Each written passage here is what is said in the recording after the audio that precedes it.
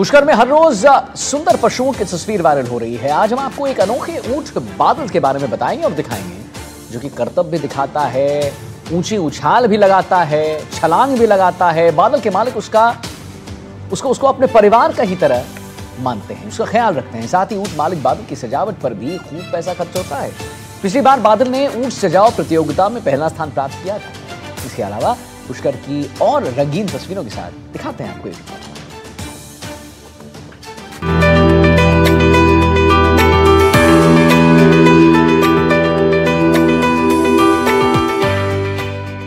पुष्कर मेला 2025 में इस बार सबसे ज्यादा आकर्षण का केंद्र रहा सीकर से आए शिशुपाल फौजी का ऊंट बादल। सांचौरी नस्ल का ये ऊंट अपने शाही साज सज्जा और डांसिंग स्टाइल के लिए मशहूर है। शिशुपाल फौजी बताते हैं कि बादल को सजाने में पूरे 5 से 6 घंटे का वक्त लगता है। इस ऊंट ने पिछली ऊंट सजाओ प्रतियोगिता में पहला पुरस्कार भी जीता था। बादल की उम्र 9 साल है। देख रेख परिवार के सदस्य खुद करते हैं। बादल को सजाने में 101 आर्टिफिशियल ज्वेलरी का इस्तेमाल किया जाता है। गोरबंद, लटकन, झालरें, झूमर, कुड़ी से सजी कोठा, गर्दन गिरबान, नकेल, पट्टा और फूलों की गोडियां शामिल हैं। ऊंट की सजावट के लिए रंग बिरंगी डोरी का इस्तेमाल किया जाता है। मखमली कपड़े से भी की जाती है सजावट। हर साल नए डिजाइन और पैटर्न तैयार किए जाते हैं, जिससे बादल की पहचान बाकी ऊँटों से बिल्कुल अलग बनी रहती है। बादल ने इस बार पुष्कर मेला मैदान में चारपाई पर डांस कर दर्शकों का दिल जीत लिया था। उसने चारपाई के राउंड लगाते हुए, गर्दन ऊपर नीचे करते हुए शेर बैठक की स्टाइल में 2 पैरों पर जंप लगाकर सभी को हैरान कर दिया था। लोग इस नजारे को देखने के लिए देर तक मैदान में रुके रहे। शिशुपाल बताते हैं कि बादल को वीआईपी शादियों और सांस्कृतिक आयोजनों में सजा कर ले जाया जाता है, जिससे उन्हें अच्छी खासी आमदनी होती है। बादल आज न सिर्फ सीकर बल्कि पूरे राजस्थान का गौरव बन चुका है। ऊंट प्रतियोगिता में बहुत ही शानदार ऊंटों को सजाया गया रंग बिरंगे परिधानों से। एक सीकर से आए बादल जो कि 101 श्रृंगार से सजे धजे थे और बहुत ही शानदार उन्होंने चारपाई पर 2 टांगों पर डांस किया और कभी ऊपर हुआ कभी नीचे हुआ। और यहाँ पर इस डांस को देखने के लिए सारे जो सैलानी हैं और जनप्रतिनिधि हैं और प्रशासनिक अधिकारी हैं वो मंत्रमुग्ध हो गए। पुष्कर पशु मेले में इस बार ऊंटों और विदेशी सैलानियों के बीच एक नया आकर्षण बनी है सुमन कालबेलिया और उनकी बहन। दोनों बहनें अपने सिंपल रहन सहन और कजरारी आंखों के कारण लोगों का ध्यान खींच रही हैं। रेतीले धोरों पर सुमन अपने परिवार के साथ पारंपरिक कालबेलिया नृत्य करते हुए पर्यटकों को लुभाती नजर आ रही हैं। उनकी सहज मुस्कान और पारंपरिक वेशभूषा में झूमते कदमों ने देशी विदेशी दर्शकों को मंत्रमुग्ध कर दिया है। सुमन कालबेलिया का डांस सोशल मीडिया पर वायरल हो चुका है। उनके कई वीडियोस इंस्टाग्राम और यूट्यूब पर हजारों नहीं बल्कि लाखों व्यूज बटोर रहे हैं। खास बात ये है कि सुमन किसी फिल्मी पृष्ठभूमि से नहीं आती, बल्कि एक साधारण ग्रामीण परिवार से हैं। उनके नृत्य की आत्मीयता और लोक संस्कृति की झलक ही उन्हें अलग पहचान दिला रही है। स्थानीय लोग अब उन्हें प्यार से मोनालिसा सेकंड कहकर पुकार रहे हैं।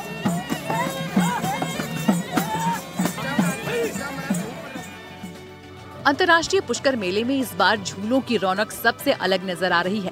मेला मैदान में गगनचुंबी और रंग बिरंगे झूले दर्शकों और सैलानियों के आकर्षण का केंद्र बने हुए हैं।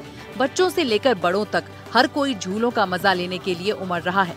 मेले में joint wheel, break dance, dragon train, tornado ride, Columbus झूला और बम्पर कार जैसी कई वैरायटी के झूले लगाए गए हैं। रात के समय रोशनी और संगीत के बीच झूलों की चमक मेले की रौनक को कई गुना बढ़ा देती है। झूलों के साथ लगे स्टॉलों पर बच्चों के खिलौने, मिठाइयाँ और फास्ट फूड की खुशबू माहौल को और भी जीवंत बना रही है। स्थानीय लोग और विदेशी सैलानी दोनों ही इन झूलों का आनंद लेते नजर आ रहे हैं। अजमेर से संवाददाता पवन अटारिया की रिपोर्ट।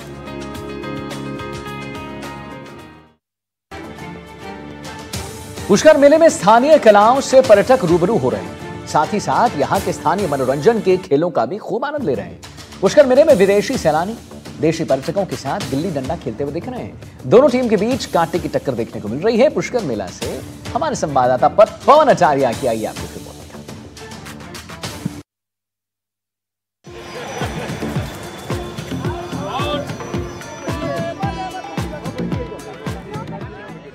पुष्कर पशु मेले में देसी और विदेशी खिलाड़ियों के बीच पारंपरिक खेलों की रोमांचक जंग देखने को मिली।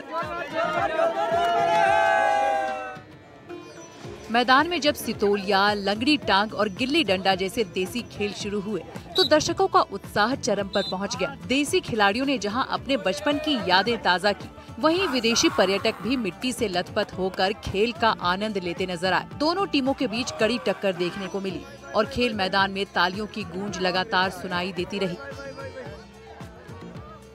कई अंग्रेज खिलाड़ियों ने कहा कि गिल्ली डंडा खेलने में रफ्तार और सटीकता दोनों की जरूरत होती है, जबकि लंगड़ी टांग में संतुलन बनाए रखना सबसे मुश्किल काम था। विदेशी खिलाड़ियों ने बताया कि वे इन पारंपरिक खेलों को अपने देश में बच्चों को सिखाने का भी प्लान बना रहे हैं।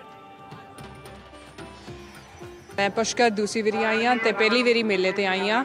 ਅਸੀਂ ਪੰਜਾਬ ਸੀਗੇ ਤੇ ਸਾਨੂੰ ਕਿਸੇ ਨੇ ਦੱਸਿਆ ਕਿ ਇੱਥੇ ਮੇਲਾ ਹੁੰਦਾ ਵੀ ਦੇਖਣ ਵਾਲਾ ਹੁੰਦਾ, ਸੋ ਤਾਈਓ ਅਸੀਂ ਇੱਥੇ ਮੇਲੇ ਤੇ ਆਏ ਆ ਤੇ ਅੱਜ ਸਾਡਾ ਪਹਿਲਾ ਦਿਨ ਆ ਮੇਲੇ ਤੇ ਵੀ ਤੇ ਵਧੀਆ ਲੱਗਿਆ ਦੇਖ ਕੇ ਕਿ ਇੱਥੇ ਪੁਰਾਣੀਆਂ ਗੇਮਾਂ ਜਿਹੜੀਆਂ ਹੈਗੀਆਂ ਜਿਹੜੇ ਮੇਰੇ पेरेंट्स ਮੈਨੂੰ ਦੱਸਦੇ ਹੁੰਦੇ ਸੀਗੇ ਉਹ ਖੇਡੀਆਂ ਜਾਂਦੀਆਂ ਵਾ, specially in today's time and age जब सब अपने फ़ोनों पे स्टक होते हैं, सोशल मीडिया पे लगे रहते हैं, जवाक भी बच्चे भी सोशल मीडिया वीडियो गेम्स यही चीज़ों पर लगे रहते हैं।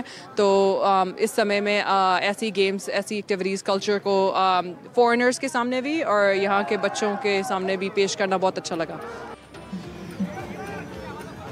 जैसे जैसे मुकाबले आगे बढ़े, देशी दर्शक और विदेशी खिलाड़ियों को एक साथ खेलते देखकर लोग झूम उठे।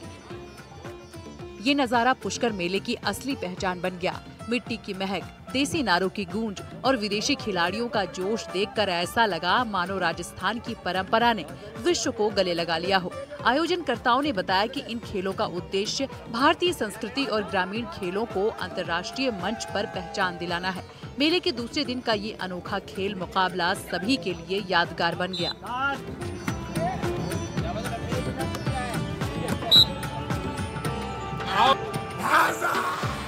You know, still I think the rules are a bit unclear. I'm not really sure what's going on, but we're enjoying it nonetheless. Pushkar का मेला बहुत ही पुराना और अच्छा है, तो मज़ा आ रहा है यहाँ पे देख के बच्चों के साथ। और बच्चों को ये सब जो ट्रेडिशनल गेम्स है जिनको हम भूलते जा रहे हैं, बच्चों ने तो ये देखा भी नहीं था होता क्या है। हमने तो फिर भी एक आधी बार खेला हुआ है, तो जब बच्चों ने देखा तो कहते थे खेलते कैसे है, तो बहुत अच्छा लगा। और जो इससे पहले जो प्रतियोगिता हुई थी लंगी टांग की, वो भी इन्हें लगा कि अच्छा ये भी होती है, नहीं तो इन्हें तो वही 100 मीटर्स 200 यही जानते हैं उसके बारे में। तो यहाँ पर देखिए इस गेम को कराने के पीछे मकसद यही है कि जो छोटे बच्चे हैं, आज की जो जनरेशन है, उन्हें इस गेम के बारे में नहीं पता और इस गेम को खेलने के पीछे जो है अपनी मानसिक जो है शक्तियाँ हासिल करना है, फिजिकल एक्टिविटी यहाँ पर हासिल करना है। NDTV राजस्थान अजमेर से पवन अटारिया।